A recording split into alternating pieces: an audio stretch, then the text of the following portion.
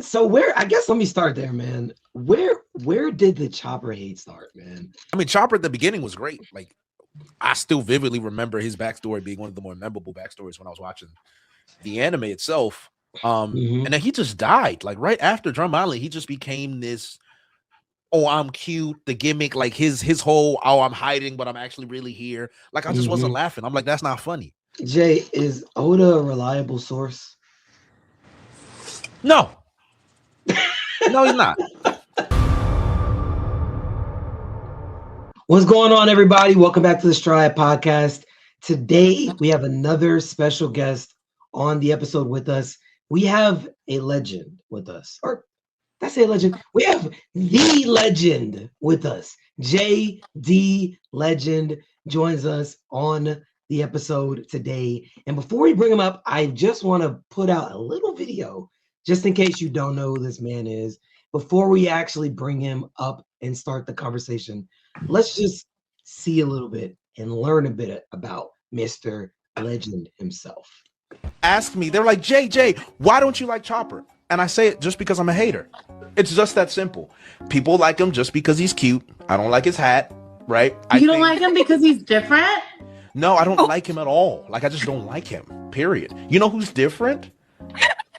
Arlong's different, right? He's a fisherman, right? So he's different. Chopper, on the other hand, I just believe he's there for merchandise to sell to little boys and girls and to be cute. I'd say he's a bad doctor. Okay. He killed his father. It's his fault that his dad died. Am I wrong? Is that wrong? Tell me the difference between Chopper and Michael Jackson's doctor. Wow. Yeah, that's prime. He's still fighting base Luffy.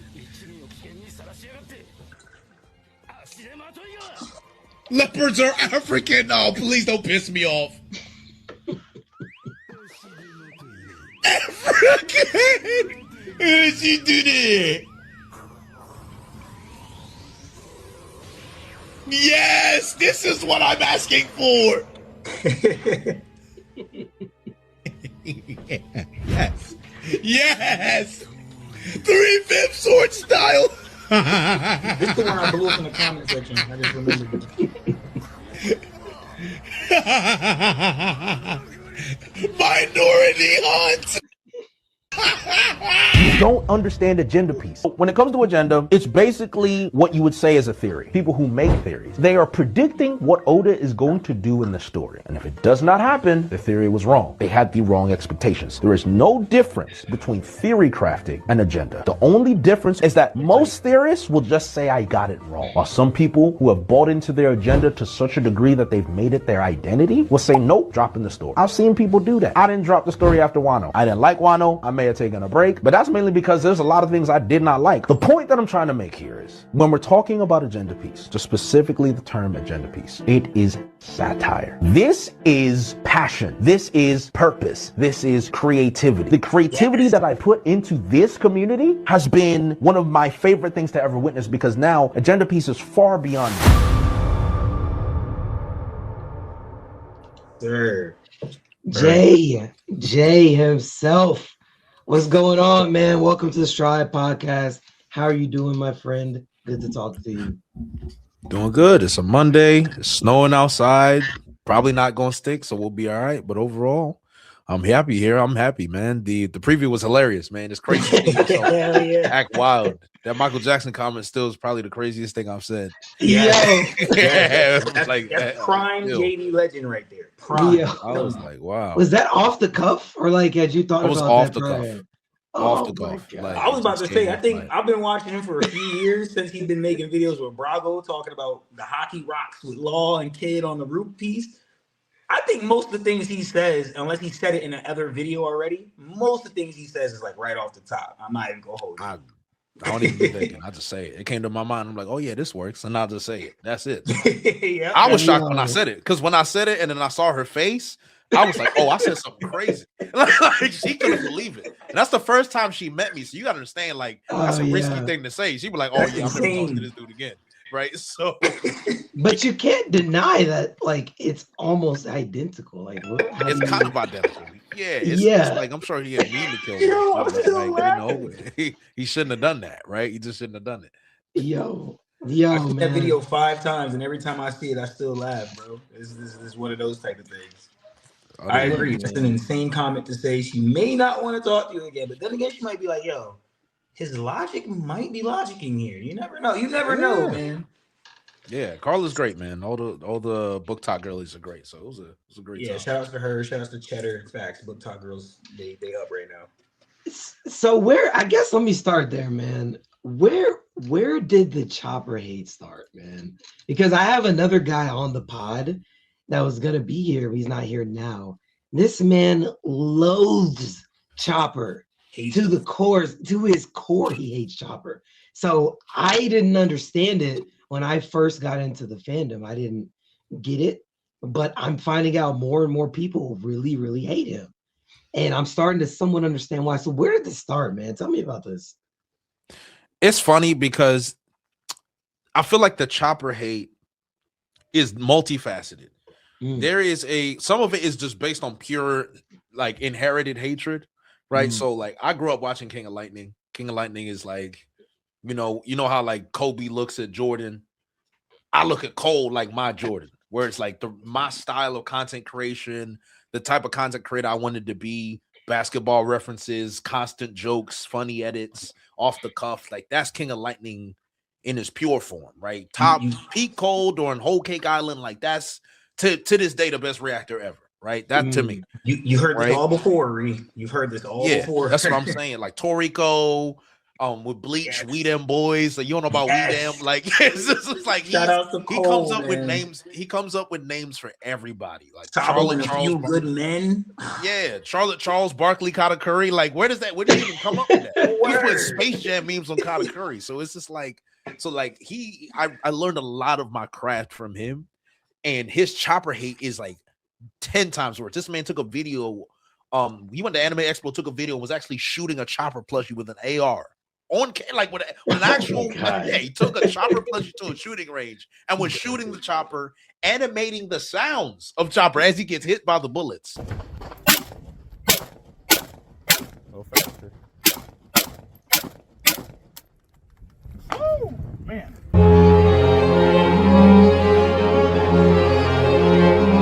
It was like Itachi. It was like, hey man, you don't hate enough. Your hate's not strong. Yeah. It's not at that level. It's not at that level. But if I'm gonna give semi-logical reasons, because I don't normally just tell people I'm a hater, and there's no real logical reason to hate him.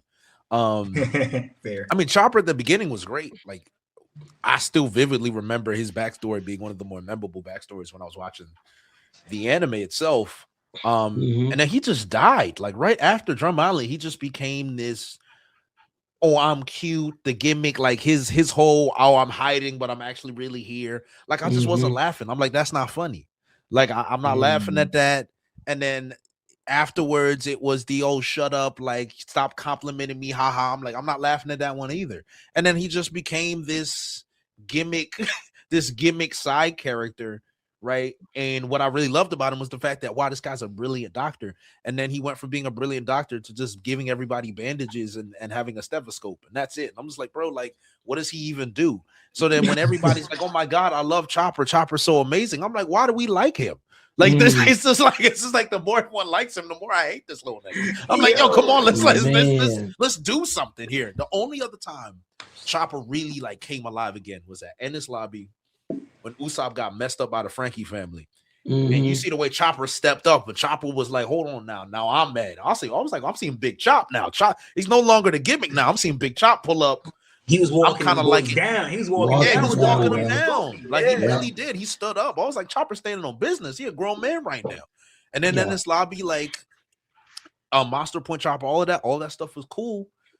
Then you get to the post time skip, and then you got Point, and then he's that's fair. And then the Monster Point, and then he's doing a little dance and running the gimmick with Monster Point. I'm like, all right, so we just back again, like we just right.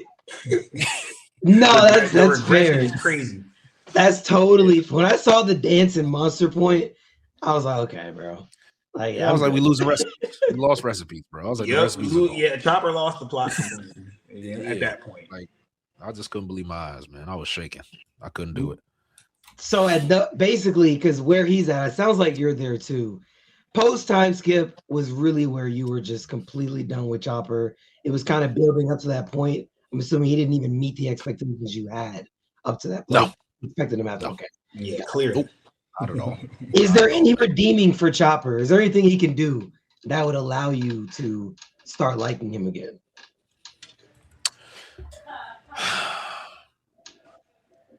I mean, there's always room for redemption, right? Like we always believe people can change, right? So let me not just say no. Okay. But the way Oda is using the Straw Hats, I think he likes them the way they are. I don't really think he wants to add any more character moments for them. So he would just have to do something where it's like this is a definitive Chopper moment, right? And the last one that we tried to have was the virus stuff in Wano, right? And even then, it was like, oh guys, I figured out the virus off screen, and then it was done. I think the last one I did like actually, when the rumble ball, when he modified the rumble ball to add a little something to it. I think that was the last time I got a Chopper moment. I'm like, wow, this man actually was thinking ahead of time. Like he learned something from somebody else, applied it, and his monster point, he had more control over there. I was like, okay, that's not bad. So more of that, and then maybe the hatred will go from like 100% to like 92. Like maybe we'll get down to 92. Okay, I got a question. Did you feel that way when you found out he was Beppo's plug? Like, how did that hit you? Like, he gave Beppo a mink rumble ball and let him go too long during the day. Did that make you feel a little better about his doctorness, or is that like, why we missed that in the manga? How you feel about it? It's. I could give him the credit for it for sure. Like, I can definitely give him the credit for it. I guess for me, it's like, when you love seeing people at their craft, like you love seeing people work. Yeah, I think one of the things that frustrates me with Oda is that now that he's shown so much of like the craft earlier on, he feels like, well, it's very stated, so why do I need to show it to you again? But sometimes you just like seeing people work at their craft. So seeing Chopper be a mixologist would have been really interesting, where you're talking about the ingredients he's putting together. This is how I figured this out. And it will take 2 panels. And I'm like, oh, man, look at my boy. He a scientist. He a chemist in here. Like he really doing something, instead of boom, like we're playing Cooking Mama and I just made something. Here you go. Like, let me get a little bit. Let me see you in the lab. Let me see you cook a little bit. Yeah, I'm with you on that, because I did like the aspect that he learned that stuff from Caesar, and Caesar even pulled his card like, yo, you're not a real pirate if you're scared. That's what I was about to say. Whatever this is doing. So I do feel like it would have been dope seeing Chopper actually mix that medicine up, and because now he's playing with scientist and doctor. It's not just doctor. Now it's like more so both of those fields. But every time you look at it, it's like we're just really getting doctor stuff from Chopper, and it's not even full essence doctor stuff, because we weren't Punk Hazard. He couldn't do nothing to save the kids. Law had to step in. Then he sent them to Vegapunk. Then we're in Wano. We left, and we're still like, yo, did you fix the smile fruit problem? You're a doctor, but nope, he didn't do that. Are we gonna go back and worry about that type of thing? So there's a lot of consistency issues I have with Chopper being a doctor. So it's not really hate for me. It's just like, he's definitely never ever gonna be my favorite Straw Hat, just off of that. You know what I'm saying? Like, that's never gonna happen. I don't feel like we're consistent enough with Chopper. But yeah. The funny part is it took Caesar to slander him to actually get him to do what he did with the rumble ball. So maybe that agenda is actually good for Chopper. I'm not gonna lie. Maybe you're on something with this. He needs the hate to be able to improve. That's the ironic part, because it's a motivator, man. You think Oda hates him? No, absolutely not. I think Oda loves Chopper. I think he loves him a lot. That's why. I mean, he's his greatest merchandise seller. He fills Oda's pockets. I'd never hate somebody that filled my pockets. Very fair point. Do you think Oda hates Usopp though? No, the way I see it is, I actually think Oda likes Usopp the way he is.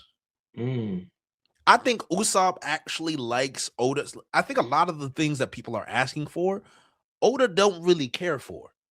And I think it's more like, because if I put myself in Usopp's shoes, or not Usopp, in Oda's shoes, and I've been writing this guy for 21 years, and I took the time to write him out in Syrup Village. I gave him what I gave him in Ennis Lobby, and I put him out and all that other stuff like that. For the most part, there'd be other things I'd be more concerned with developing, rather than giving Usopp a little bit of shine here. Now, Elbaf is supposed to be Usopp's arc, so I'm a little disappointed he's not adding more to his character on top of that, but I don't think he hates Usopp. I don't think so. With that being said, I guess we can start a little bit of the Elbaf talk. Do you think this is going to be Usopp's arc, like some type of power up for him, or are we just going to see more of the same with him?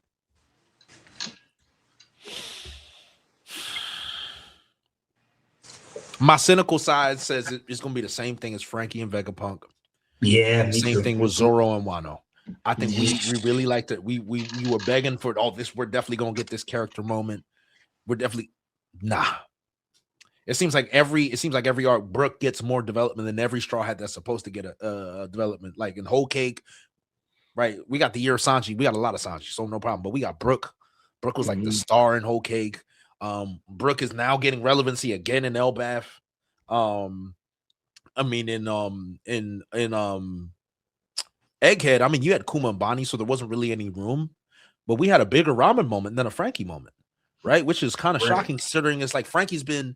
That's his idol. Vegapunk is his idol, but we didn't get anything at all. Like not even anything really from Chopper either. I'm like, this is the greatest scientist in the world. Frankie, you are literally, you are a walking, talking science experiment, and you would get nothing.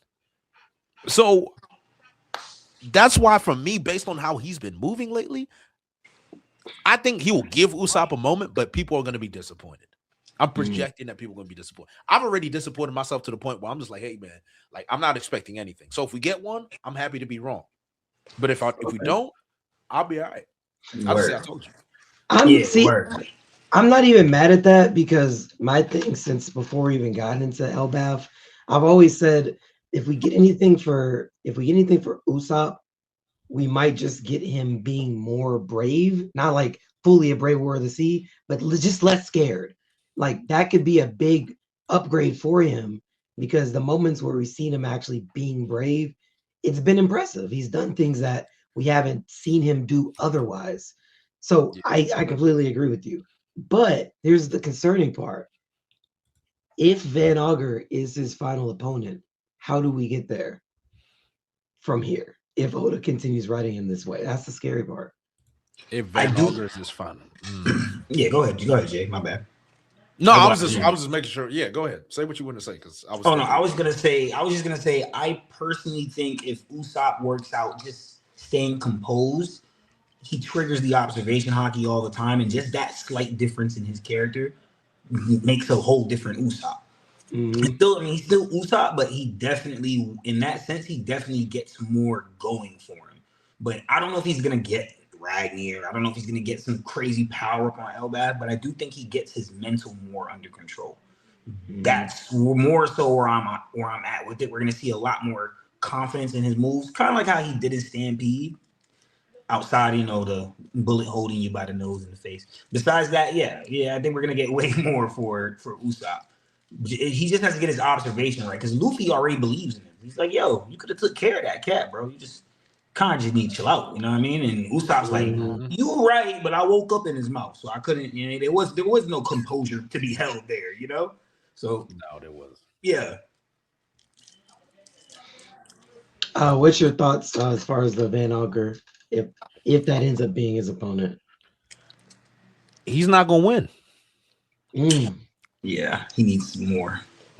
Has Usopp ever fought somebody with a gun? No. Daddy the father. Daddy Masterson, maybe? That's not even like, that's not even canon. So it's just like, this is Van Auger we talking about, right? This ain't no gimmick character. This is not one of them gag characters where you gonna win with a funny gimmick or like with Perona. Like, this is a serious baller. Right. Like, you hear how deep his voice was in the anime, bro? Like, my boy, the boy says Sirkai. Like, it's a serious, like, some heft to it. Like, he knew those were around. I'm like, what's going on with him? Like, he's not playing games. He's not playing. That's a serious baller right there. This guy is literally like next level. So Usopp can't run gimmicks with a guy like that. So Oda's either gonna have to make his observation. Probably, I mean, it's gonna have to be Usopp level, and even then, like, what's he like? You gonna shoot some plants at him? Like, is that really what's gonna get the job done? Like, yeah, we need to upgrade on. We need to upgrade on his pop greens. I think I need give him the dials back or something. I don't know. We need something with some more oomph. The wolf thing that he did in the intro, like they have the intro where they're playing the song and Usopp's like shooting this wolf that comes alive from pop green and going crazy. Has he ever done that in the canon? Like I think I've seen it maybe once. I think he did. He did in Fishman Island. I'm pretty sure. Okay, I feel like he did in it. Fishman. Yeah, I feel like he did in Fishman Island once because I think that's what he used to defeat. He defeated somebody in Fishman Island with that technique, if I'm not mistaken. No, he did. He had a 1v1. He had a at the like end toward. That's how unmemorable it was. Like how forgetful it is. Like I've forgotten it. I've had to actually go back and watch it. I'm glad you just told me that because I was about to go on a slander fest. But good. I mean, I don't blame you. I would have done it too. Fishman Island was a long time ago, man. And mind you, I look at Fishman Island very fondly now, before I used to, because mainly I just hated Hody Jones, and Vanderdecken is universally just one of the worst villains we've ever had. Period. He is garbage. Yeah, Vanderdecken is not the answer. But the fact that it's been 10 years since he had the observation hockey feed is insanity. 10 years plus. And I remember that moment for Usopp, everyone was like, oh, hold on, like that's different. Like nobody got that. I ain't seen nobody have like you see aura from that far away. Like somebody said it in the craziest in that moment. Somebody said it in the craziest way. He said Usopp's greatest feat is scaring a toddler into a coma.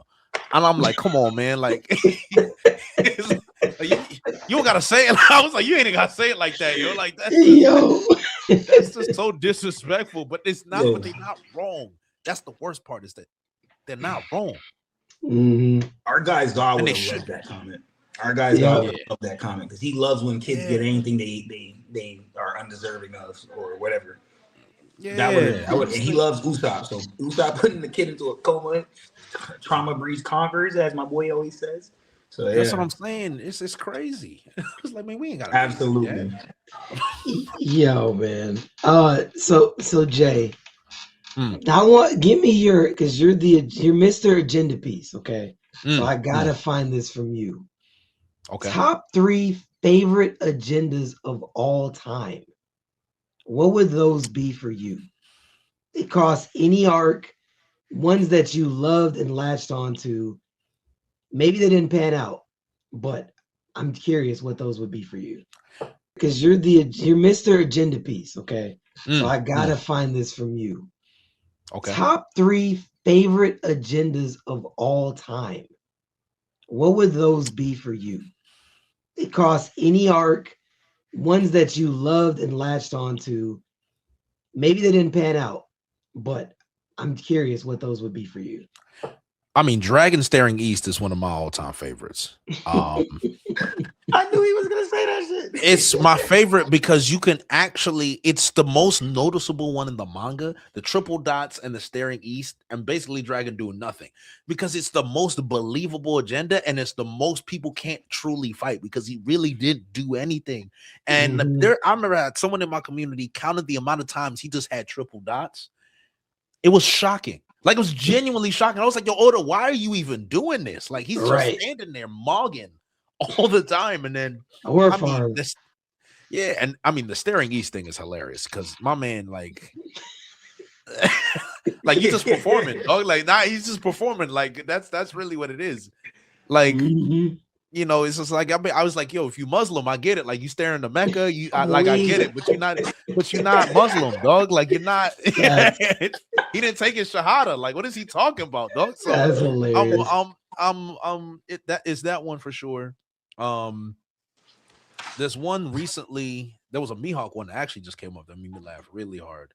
Oh, that Mihawk was you know how in the game you're trying to like farm XP with an XP share, so you in like Pallet Town and you going through the tall grass. They said that because apparently your black blade is more about how long you've been in battle, that Mihawk has been farming XP in the East Blue to get a black blade, and that's it. And it got nothing to do with his strength. That's crazy. Because then you ask yourself, like, why was he's not gonna fight Shanks, but why is he hunting down Don Krieg in the East Blue? Like, what is why was Don Krieg that big of a deal for you where you gotta follow him and hunt him down?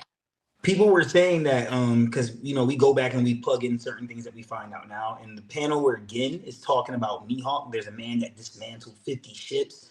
There's like a sky splitting feat in there randomly. Yeah. And when people look at it, they're like, yo, so Don Krieg and Mihawk was splitting the sky. Like, I'm like, oh my God, bro. You can't have nothing sacred here. No, you can't. But like, what do you expect? Like, what do you expect when Mihawk is like, this is the world's strongest swordsman hunting down fodder, like genuine fodder. Like, yo, you are fighting Shanks. You was called the Marine Hunter, and you hunting down Don Krieg, bro. That's weak. I ain't gonna hold you. I agree. That's true. That's crazy. That's crazy. Jehovah's Witness was making that very same point. Yep, I agree. It's the truth. Yep, that's what I'm trying to say. That's my boy, Jehovah. Shout out to Jehovah's Witness. That's my boy. Yes, and then the last one. There's a few of them. I mean, I love Garp, but Garp in like catching slaves as a pastime is like one of the funniest things I've ever heard. There was an edit where they just made a meme of him talking to Ace on the campfire, and he's like, "Yeah, man, don't you want to catch slaves with me, man? That'll be fun, right?" And this Ace is like, "What? Like, what are you talking about?" So, I love it. Yeah, I was like, man, that's way too much. I mean, I lied. It really should be Zoro being racist. That's got to be the number one because that's your number one agenda. That is, in my opinion, him, the Blackbeard dad, Roger's Blackbeard dad. The kid ain't shit, and then kid is trash. Yeah, the Borsalino. You dig Borsalino? Oh, big business. Yeah, wow. Yo, those are the examples I know. I forgot some of the Big Business is definitely one of my favorites because I think it was the least controversial, and it was the one people had the most fun with was because everyone was like, yeah, I can get on board with this. Big Business, yeah, I'm cool with it. Like he's definitely a capitalist. Like he's going for only the money, only the bag. So yeah, I'd probably say that. And after the whole battle with Kuzan and Sakazuki, after the time skip, a lot of people were like, yo, Kizaru probably the strongest admiral. He just kind of playing it like he don't really give a damn. You know what I'm saying? So his agenda was high at the time. So when I started running into your clips with Big Business Borsalino, I'm like, dang, no one's gonna stop the Kizaru agenda now. Like he's always gonna end up on some agenda, whether it's because of how he looked or because of how his power just is. And when you get people to watch One Piece, one of the best things to say is like, yo, there's somebody who's made of light. And then once they see him, they're like, yo, I'm not gonna lie, like the light power itself, like a lot of new One Piece fans are just like, yo, out of all the admirals, I want his fruit. And so it helped a lot, you know what I mean, just seeing it. I've seen a lot of people like repost his stuff, and they were newer fans, so it's interesting. One of the funniest things I've seen recently was the one when it was the agenda. I saw you reacted to it. Where they were dancing, like dance if you don't have conquerors. Oh my God, man. What is this? What is this? No! Look at Fujitora. Ew! No! What is this? No, not Sanji being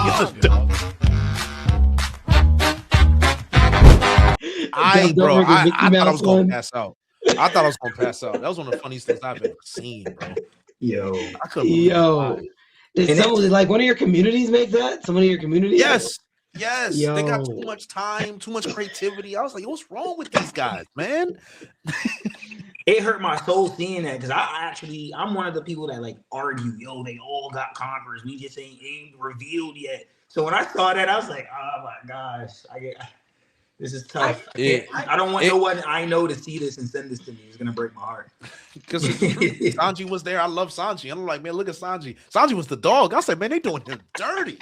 They doing Sanji dirty. We can't save him after him barking for Stussy. Like, yeah, it's right. It's hard pressed. Man. Like, as Cole would say, it's hard pressed. Facts. I tried to defend Sanji before that, but when that dropped, I'm like, y'all got it, bro. That was slander. I can't do it no more, man.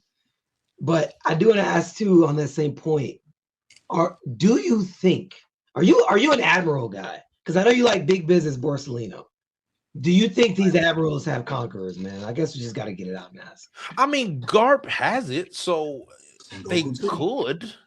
I think Kuzan has it too, if I'm not mistaken. I agree. I think so. Don't let me tell it. Fuji, I Fuji just generally got confirmed a supreme grade blade, so it's like that supreme word pops up in context. It makes things kind of, it just makes things kind of, you know what I'm saying? yeah, no, it does. I mean, I think he does. I think Kuzan has it. I'd be surprised if he doesn't. So that's why I'm pushing. I think Aokiji should have it. No, Aokiji, Akainu should have it. For sure. Akainu not having it would be a little bit disgraceful, if I'm going to be honest. Oh, Considering Oda said he's got the strength to become the Pirate King if he were to become a pirate. I would be a little bit annoyed. 1 year. Yeah. 1 year. That's I mean, unless you just like capping for sport, and Oda does like to cap for sport, let's be honest. But unless we're just capping for sport, then it's obvious that that's going to come into fruition at some point. Yeah, agreed. I agree. Is Oda a reliable source? No, he's not. Oda changes his mind every day. All it takes is one of these nuthead theorists to come up with something Oda was going to do. He's like, you know what? Never mind. Yep. Oda, I mean, I don't know, man. Oda be writing characters like, wow, look how important this guy is. And then he'll just abandon him. Like, sorry, he wasn't that important. My bad. I was just to paraphrase for a little reference. This is a guy who told us One Piece was going to end in 5 years, like at least 15 years ago. So every 5 years, we get a revamp of that message. This is probably the first time he said it, and we're like, yo, Elbaf might finish soon. Like, he may be telling the truth now. We are in the final saga. But before then, no one ever took Oda serious. Oh, yeah, I'm ending this in 5 years. That man will fight that man. We don't even know if they actually fought or met yet. And that was like 3 years. Exactly. That is 3 years just ago. Yapping. That's all he's doing. He's just yapping. Oh, man. Okay. I love it. I've been seeing that agenda more, that he's not a reliable source. And at first I'm like, what are we talking about? But as I'm seeing it more and more, I'm like, okay. I see where we're going, bro. I see what we're doing here. I love it. Yeah. I love Plus, it. every retcon he gets, it makes the people that are like, I read the manga only. I'm a manga elitist and I don't watch the anime. When he retcons something, they'll be the one person. They'll hold it on over his head forever. Like, oh, he says this, but he retcons this. I can't believe him. Let's just wait to see how it turns out. So yeah, a lot of people got Oda. I've argued on Discord and on live with people, and they've told me like, I don't believe Oda. You showing me that SBS means nothing. And I'm like, you know what? You got it, man. If I can't convince you, what can I do? You got it. And you're not gonna convince him. Exactly. Simple. I try not to get toxic unless it's comedy. That is crazy. No, yeah, that's definitely something I've been seeing more, but it's all good. It's all good. All right, so pre-time skip or post-time skip? Which one did you prefer more? Pre and why? Zero. Not even close. Okay, why is that? Makes sense. It's simple. I think Oda. It's the Straw Hats. If I'll make it a very simple answer, it's the Straw Hats.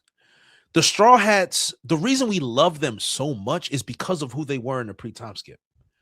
Every single one of there's a reason to love all of them, whether it was Sanji and his chivalry, and his gag, right? His gag was still annoying, but it wasn't anywhere near as like bad and like over exaggerated as it is in post-time skip.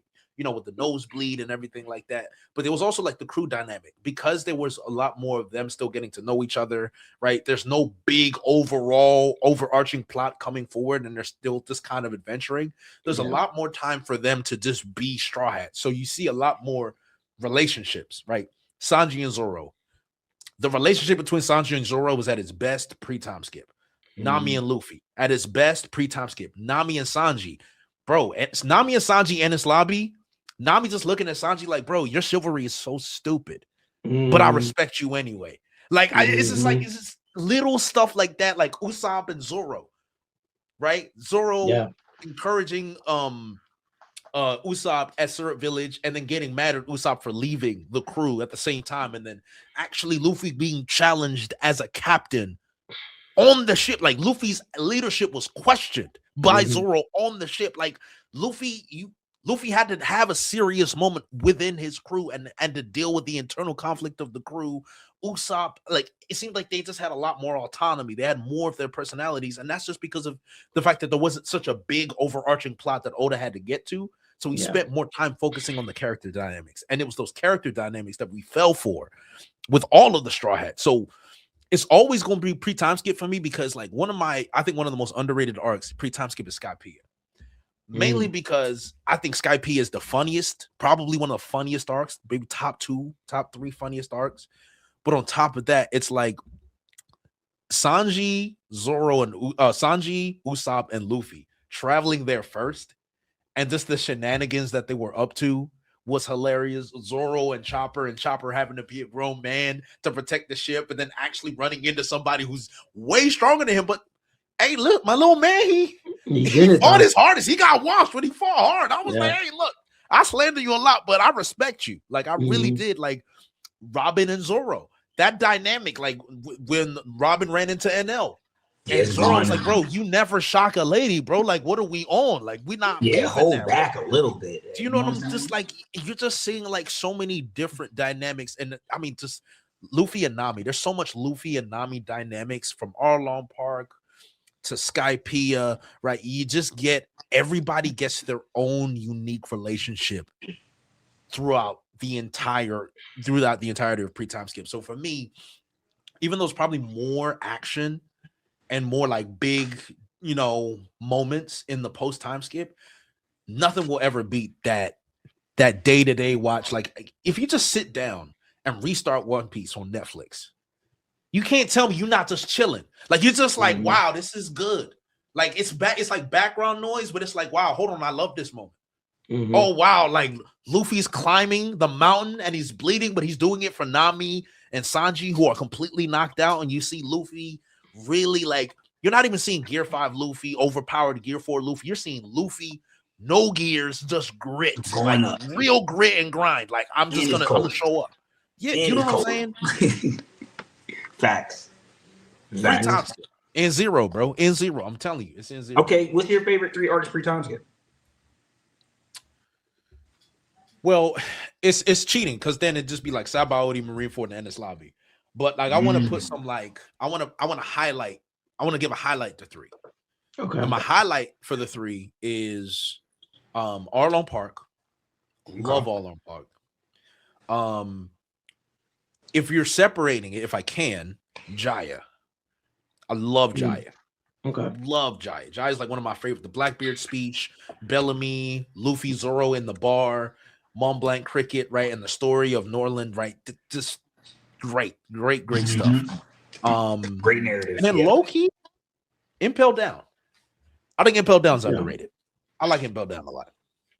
I it's crazy. I feel like between Marineford, Skypiea, well, when I say Skypiea and when I say Ennis Lobby, I am considering Water 7 with Ennis Lobby, and I am considering Jaya with Skypiea. So I'm glad that you differentiated there. But when I usually consider them one arc, basically.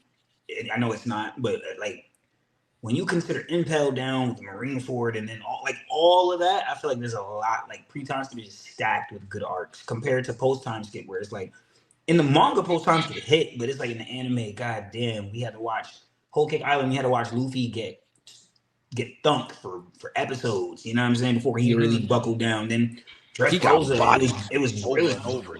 Yeah, it was just crazy. I didn't want to see that from my boy, but I get it though. You know what I mean? I get it a lot more now reflecting. But Dressrosa, all happened in a day. But look how much they dragged out like the episode. So it's like, oh my god, like you don't have to go through that in the pre-time. We kind of just get those moments, and then we get to the point with Dressrosa. I feel like they're doing a lot of stopgap stuff. Not Dressrosa, just post-time skip. They're doing a lot of stopgap stuff where we're chilling, and then it's like, like we slowly get into the groove of things, like extra slowly. Mm-hmm. Yeah. No, I'm with you on that. I agree. What's up, Reed? What's your thoughts right now about Elbaf overall? I mean, it is what it is right now. It's like it's not bad. I wouldn't say it's amazing. I would just say like it's still building into something. There's some green shoots. Obviously, the Rocks flashback is obviously like a huge standout. So It's kind of like it's like in every arc, Oda has a big flashback where you're kind of like, wow, like, oh my god, Roger and Whitebeard, Wano, whoa, you know, and then I mean the Kuma flashback, Jesus Christ, Egghead, right? And people use that to say, oh, this is carrying the arc, because let's be honest, you take Kuma and Bonnie out of Egghead, what are you giving Egghead? You don't get much, bro. You don't. Not much. Do you know what I'm saying? But that's cheating. Yeah. We can't do that. We can't do that. So I'm saying, if I just look at the Rocks flashback outside of like the last couple of chapters, like anything, I'll put it this way. Everything from the beginning of Rocks, everything from the beginning of Herald to right before God Valley, I'm giving a 10 out of 10. Like complete 10 out of 10. I'm there with you. 10 out of 10. Once we get into God Valley, it goes from like a 10 out of 10 to like an 8 out of 10 with a couple of like 3-4 out of 10 moments where I'm just like, all right, like the funny thing is like, I think we let Oda get away with the Shaki gimmick. I think we let him get away with it. It was trash. Like, let's be real. Like, it was actually kind of trash. But because we love Rock so much, and it was a reason to bring Roger and all of them together, like, we're okay with it. But for the most part, running the God Valley for a woman because she's so beautiful, as if there's no other beautiful woman all over the world, as if Shaki doesn't look like another version of Nami with black hair and a cigarette and maybe some puffed up lips. Like, do you know what I'm saying? It's like, but right. At the same time, Shaki is what you would call a plot device. Like, that's exactly what she was. It's just literally a plot device. So getting caught up on a plot device is like, bro, everybody's going to use somebody to forward the story. That's just writing. So I don't get too mad at it. But even after that, God Valley was a lot more of a clash piece. We got clash piece all over. Yeah. Right. And at the end of the day, it's like if I keep getting fed the same clash piece over and over and over again, after a while, I'm gonna want to eat some other food. Like, like my taste buds are very adjusted to clash piece. Like, I like it. I get to be excited, but we were hoping for like a real 1v1, like a real battle, and we didn't get one. Now, mind you, we always knew Garp and Roger teamed up, so like that was no surprising. But I think we just thought like it would be a genuine fight between pirates, and then we see who won, but instead it was the Domi Reversi, and I think Domi Reversi soured it for me. Yes. I just wanted to say something here because I'm a big theorist, mainly more than anything. I like narrative, power skill a little bit. I'm a big theorist, and I had told Ree this. When it comes to Rocks, because I had two theories based off this. The Domi Reversi one kicked in a little later before we got to God Valley, because I started thinking like, why would you show us Domi Reversi right before this flashback? And then I started thinking, we're probably going to get it here now. But my whole thing was, I thought Rocks went to the island.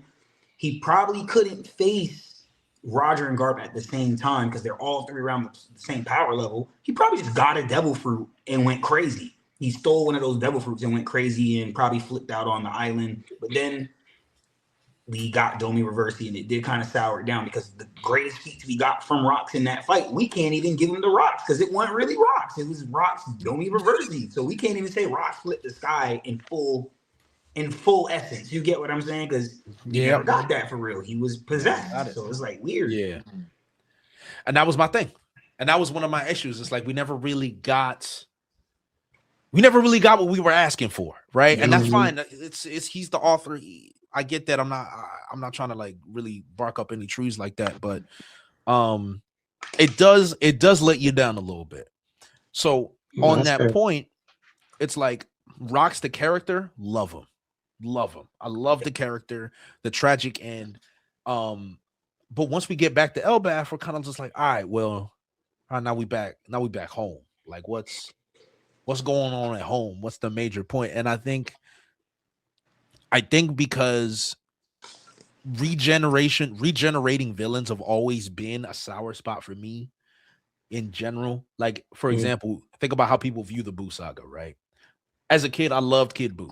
But killing Boo and him just regenerating always just seemed so like, Chico, like what's it gonna take to kill this guy? Like what do we gotta do? Like, when is it going to end? And at the end of the day, it's just like how Boo died is he just had a bigger spirit bomb. with more power, and then that's the one that did it. I was like, why is it the spirit bomb that did it, not any of the other things that did it, right? So I think for the most part, it's like someone will land a massive attack on a holy night, but you know he's coming back. So it's like fireworks. You set the firework, it explodes, huge explosion. Wow, that's great, but in 1 second, it's over. And the reason fireworks are so fun is because you have a bunch of them. If someone just sets off one firework, you're just like, all right, like that's cute. Like that's cute, I guess. Like that was all right? You want a show, you want a whole experience. And I just feel like regeneration always cheapens the experience, right? But if you see somebody take the damage and keep the damage, you get more of the impact of the person that actually made the attack. There's more impact in the attacks that are going on. But Luffy did this huge, massive. Well, that's right. The other chapter. But like for example, Scopper Gaban cuts Sommers, for example, and he just comes back, and you're just like, all right, well, Scopper is strong, but is he really like? I said the same thing. They do this to the old guys all the time. They make them look good at first, and then we fade them away. You know what I'm saying? And then to add to the regen merchant thing, the way I looked at it is like the way people hate on Marco. They're about to go crazy on these holy nights because everybody calls Marco regen merchant. That's what he is. Yeah. And to your point, the only reason why we appreciate like a Garp in the only like coming out of Marineford is because we saw Marco fight damn near everybody, but the only part that had him with bandages on was the thump that Garp gave him. So we're like, okay, there is something that could really do something to these guys. And we're seeing it now here at the Holy Land, but it's like, Gabon, you just told us Conquerors does this, that, and the third, but you didn't kill him. And you had Conquerors, and you technically did kill him, but you didn't. He ended up regenning and coming back alive. So if you're telling us that Conquerors Haki is the thing, and this guy just bypassed, like he's still regenning after you hit him like 3 times with Conquerors Haki, maybe we just need to upscale Sommers regeneration. Like, I don't know. Is it going to be because one of those things where he's a senior knight? So maybe there's levels to the regen. I don't know. We still have to wait to find out that differentiation from these guys. But right now, this whole regen merchant thing, I'm completely with you. We need it makes sense. We need to get it. Like if Conquerors Haki really is the thing, and I'll just say this going forward, and if Conquerors Haki really is a thing that could hurt these guys, and we got people like Luffy, Loki, Zoro now that he knows what he's doing, one of these knights, at least one of these knights cannot leave Elbaf. Absolutely. No. Totally. No. Yeah, and if they do, then it's like, all right, Oda, you are on some regen merchant. We get it. You need villains for the story, but dang. But I think they should both. For me to be satisfied, I think they should both go. Like if you have more Holy Knights that you haven't introduced, you can introduce them after you take out Sommers and Killingham. Gunko, obviously, there's more to her, so she's probably gonna stay. But you can introduce the other ones. But I need to see you be able to take these two out here so that we can move on. I will say though, I'd have enjoyed Sommers and his despicableness. So oh yeah, you did. That's what Sommers is. Sommers is just, I hold you.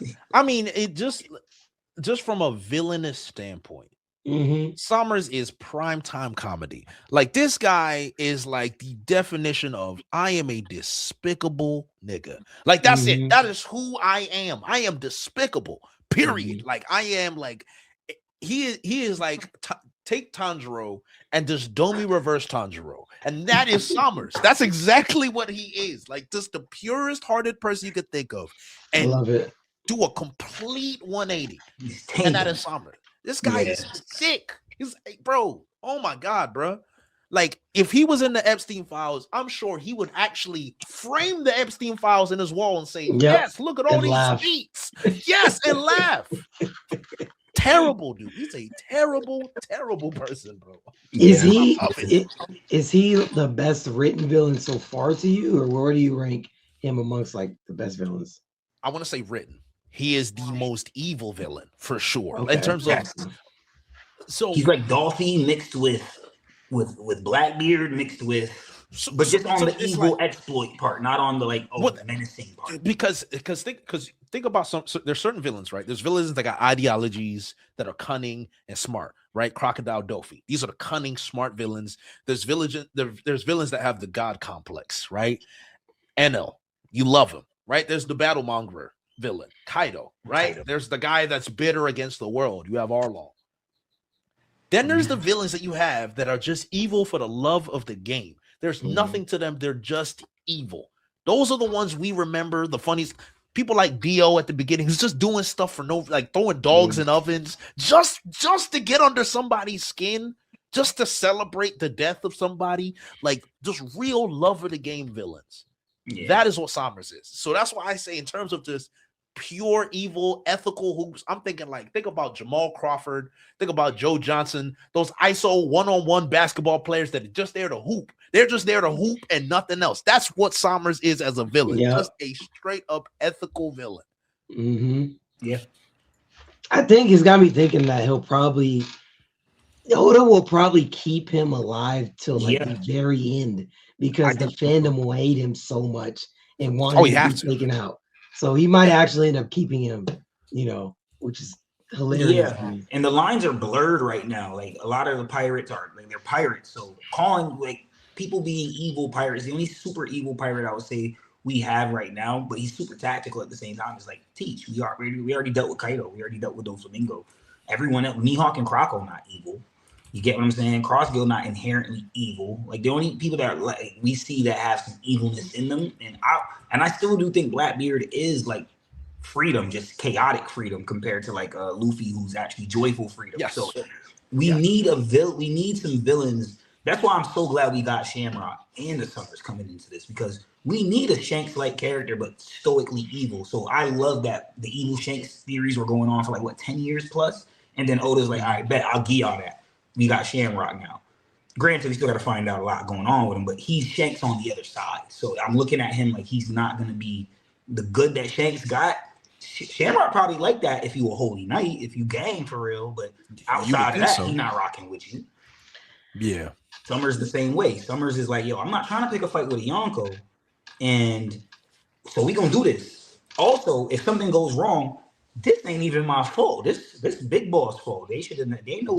Yeah, they know what I'm about. It's you put me in this situation. This dude was blaming Emu, the god of the verse. He said, "Bro, this ain't me. This him." Like I say, yo, this is a different villain. We need. I was like, bro, he is he's special. That's like a special class of rattery that I could have. I only aspired when he did that to me. Because Queen had mad charisma, and Sommers got mad charisma, and then the only thing we never saw was Queen like, nah, that's Kaido fault. I ain't doing that.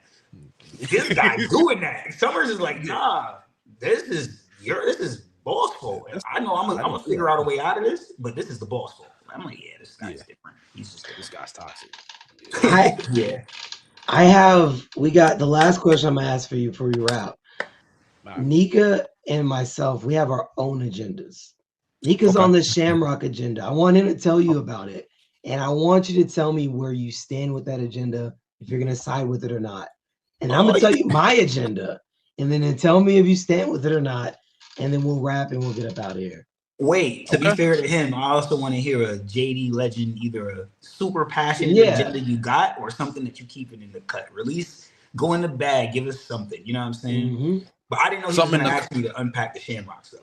I got you. Something in the cut, like what? Like a video coming up, or like just in the it could be, but just like, or just a new agenda, like an agenda you haven't got to making a video about yet, but you realize reading or watching it's like, yo, I need to agendify this right here. This is an agenda I could see myself, like whether it's something funny or something power scaling, something for the narrative, just an agenda. Give us some agenda piece 101.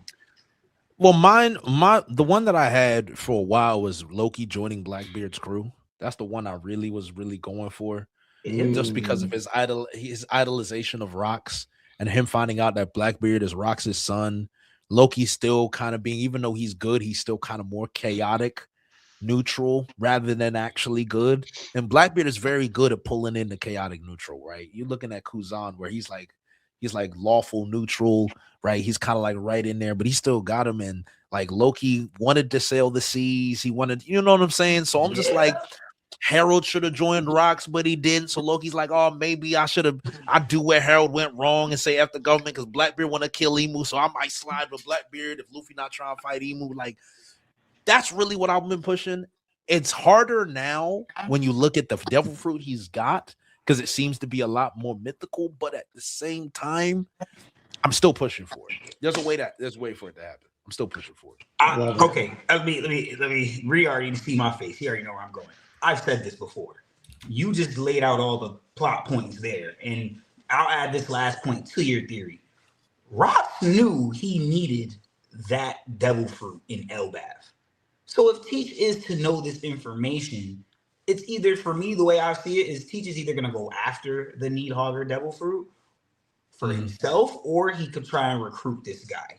If it doesn't work, then maybe he's in that zone where, the same way that Zebek looked at Emu and said, "I'm not Davy Jones. I'm glad you feel that way." I could possibly see Blackbeard as an option 3, saying, "I'm Teach. My father's plan isn't my plan. I'm doing things he did, but I have my own way of getting there."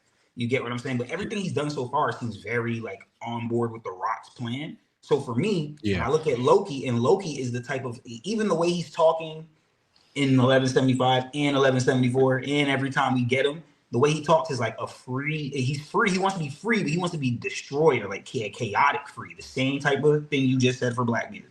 So I want to see an engagement. I actually have a theory that Blackbeard comes to Elbaf at the end of it. I would want him to come to Elbaf. I think him and Shanks might show up, and only because I saw a Griffin nightmare, and that, why would you put that there, Oda? Okay, cool. Granted, all the nightmares are to be looked at, because look at Loki, what he turned out to be as one of the nightmares. So I just been looking at that, and then we got the toy house in the beginning where he was running, Luffy was running, and then when he ran and hit the mirror, basically, the people in the toy house were like, "Yo, the sky is cracking." That's a Blackbeard effect. Also, it was just interesting that Haki came out of that situation. So it was just like, yo, I could see Blackbeard and a Loki interaction happening. So on to your agenda, I have also preached that. I just haven't been like gun ho with it. But I'm looking forward for the engagement. Okay, I'm with it. You go first, Free. Yeah, you go first. I'm a big Nami fan, man. I'm a massive Nami fan. And I foresee a lot of Nami upscales happening. I think Nami is going to be this generation's Big Mom. And I feel like people aren't seeing it yet. I'm going to keep preaching it until Oda draws it, because he actually told me this is going to happen. I talked to him a couple of weeks ago. He told you. Okay. No, he told me. With him. Okay. Yeah. We're in a group chat together. It's great. And he told me, expect Nami upscales to happen. She's already got Zeus. And she is a conqueror. I believe that wholeheartedly. Jinbei told us this. She has observation as well. Vivi told us this. We're going to Drum Island because she could feel the weather, the environment around her. And I feel like Zeus showed us she has armament. So I feel like she's got all 3 at this point. And we've got we've got panels of her holding Zeus up, looking at him like Big Mom talks to him with her stay or life. Oda blacked out the panel while Nami is holding Zeus, looking at him the same way that Big Mom does to the people on Whole Cake as well with her devil fruit. I'm not gonna lie to you, Jay. I'm telling you, I don't know if you've ever heard this, but you've heard it from me now. Nami is this generation's Big Mom, and when it comes true, I just want you to know I said it first. Well, that's quite the take, man. That's quite the take. I ain't gonna lie. I've never heard it before. I will keep an eye out on it. I'll keep an eye out for it. If it don't happen, you will hear from me. Okay. My fan base. You will hear from them as well. Hey. So just if that's what we going for. Hey, man. I'm a respecter. I'm a respecter of an agenda until it's funny to make fun of it. So for now, there you go. For now, I got nothing to make fun of right now. But in the future, it's possible. Okay. Might be back here. Okay, my agenda is more risky, and I definitely think if it doesn't happen the way I think it's gonna happen, I will definitely be seeing videos made about this from you and a lot of other people in the fandom, because I have been hyping up Shamrock a lot. So check this out, right? Okay. We were told off GP from Garland. Granted, it's from Garland. Shanks can go forward to be a military asset on the same level of Shamrock if he becomes a God Knight. And I believe it's because he's seen everything outside of Shamrock being able to manipulate the abyss from Shanks, probably. They probably sparred some swordsmanship. And I do think if they sparred swordsmanship wise, it was either they had dead on draws, or it was like they drew, like they dueled and it came to a draw, or it was in the sense of like Ace and Sabo where they fought 50 times and Ace won 26, Sabo won 24, and Sabo being Shamrock in this situation because this is Shanks before he lost the arm. Granted, still think Shanks with the one arm is very strong and capable. Don't want to demean it, but I do think very highly of his brother. We were told in data book 4 billion for Film Red. Film Red not canon, data book information from it is, right? So yeah, we were told that Shanks can, future vision killer or observation killing by extinguishing his own presence, and now no one can't detect him. We see that with Gabon when he's on the island of Elbaf. He can't. He felt when they pulled up, but the moment he went looking for them, he couldn't find Shamrock and Gunko. Gunko told Shamrock, "Hey, extinguish your presence, Captain. Extinguish your presence." Basically, telling him to do what we've seen been detailed for Shanks to be able to do. Now, Gabon, someone who's very good at observation hockey, cannot find Shamrock when he's on the island. But the moment Shamrock decides to leave, and Gabon says this, "I can't find them. I can't sense their presence anymore. They're gone." He came to the castle, found Zoro and Luffy. Can't find these guys.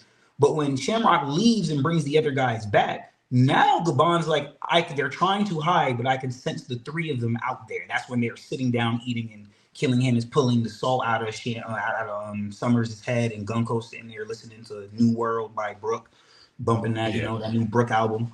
You feel me? So it's to the point where it's just like with Shamrock, he seems to have this, someone as capable as Gabon with observation hockey can't find Shamrock or can't detect Shamrock. So I think he has the same thing that has been said for Shanks. He has that ability, which to me confirms most likely he's a conqueror. He's already, if Cerberus is a mythical Zoan, most likely that's what I think it is. He's tamed in an awakened Zoan devil fruit weapon. That to me preaches just he must be a conqueror. I don't think it will be anything slight from there. People hit me with all the time, well, we know who Shanks fought. How does Shamrock get to this level and he's just a god knight? He ain't fight nobody competent that we know of. I tell people all the time, you got to look at the sentiment that's carried, bro. He's literally pulled up, and the first thing Summers told us is like, yo, why are you going? Like, did you go visit King Harold's grave? And we've gotten nothing on that since then. I personally think he had a relationship with King Harold. King Harold's probably, when he was a young squire, King Harold's probably, helping him out with that blade work, and getting it right. So just the sparring session of it all. So if he has this, he's still sentimental he's as sentimental as Shanks, but only for the people that are his allies. Harold was a god knight, so I can see him having a relationship with King Harold, and that's why he's pulling up with the guys, but he's still making sure he go to the grave site and pay his respects, despite whatever it is that happened. He was just legit, you know what I'm saying? From meeting Harold the first time when he was a kid, all the way to him being commander, or not commander, but being a god knight, like with Harold, with Garling explaining it all and everything. So for me, I just solidly feel like Shamrock himself is already going to be a majorly important character. He's already attached to his brother, and people are like, "Oh, what if he turns out like Garling?" I personally think Oda's going to be true in the red hair energy. This guy get the great scale too when he's being drawn. I think he's going to have him be as competent as his brother. And Holy Knights need someone that's really, really competent right now. Shamrock. That's who I think it is. You know what I mean? So Shamrock agenda is just high. I definitely think Shamrock's going to go on to be. I'll say the agenda is that he's stronger than Shanks, just by a touch. Well, the God Knights need somebody, so I hope it happens. Right now, they looking mid. They look real mid. They real mid. Although I do like Gunko's Devil Fruit. To be fair, I do like Gunko's Devil Fruit. Yes, but yeah, they looking a little mid right now. They need something. They need something. I saw a theory being put out of someone. I forgot who I saw say it, but they were like, did Gunko use her ability on the red line to an extent? Because where did Reverse Mountain come from? Why is it that what if Gunko did that, made it go like, I don't believe in it. I just thought it was interesting because she has the ability to make things go the other way, whether they want to or not. Don't know if it can happen to water, but maybe, you know what I mean? Maybe. That would be a wild theory. I don't know. I don't know. Me neither. Just wanted to bring it up. The theorist in me had to say it. Of course. But that's my Hey, agenda. man. Rock agenda. Okay. Rock agenda, Okay. Nami Not agenda, bad. and then your Loki agenda. So we got some agendas out. Okay. Got some things going. Yeah. Hey, man, Jay, I appreciate it, man. I appreciate your time. It's been a good episode. Good talk. I love it. Love it. Seriously, appreciate you Absolutely. jumping Thanks on for with having us and Hell talking yeah. with us. Just if there is anyone out there that doesn't know who you are, unlikely. But if there is anyone out there that does not know you, where can they find you? Yeah, they can find me Twitter, although I don't really tweet like that anymore.